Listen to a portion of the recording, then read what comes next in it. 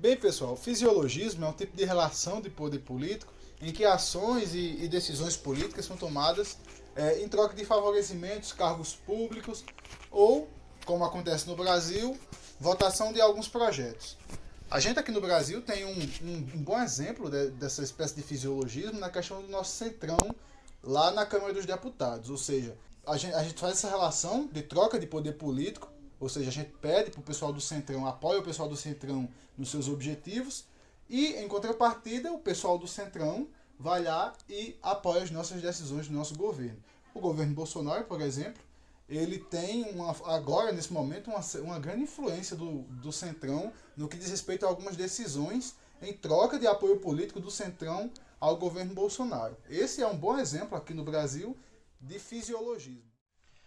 O que se diz de patrimonialismo surgiu no Brasil com a chegada dos portugueses em nossas terras, quando eles vieram colonizar e trouxeram consigo uma forma de administração de como se administrasse uma metrópole. E aí surgiu o que chamamos de patrimonialismo. Tem como característica principal a não distinção do que é bem privado e o bem político.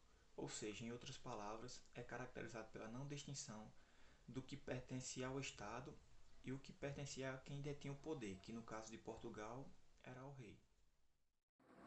Clientelismo. O clientelismo é a troca de favores entre políticos e eleitores, onde os eleitores são encarados como clientes.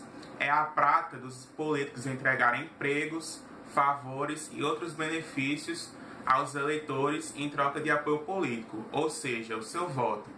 A gente pode fazer até um paralelo entre clientelismo e corrupção, pois as duas práticas têm como objetivo a valorização de interesses privados em detrimento dos interesses públicos, ou seja, onde alguns são privilegiados, como os políticos e sua clientela, e o resto da população que sofre com as consequências.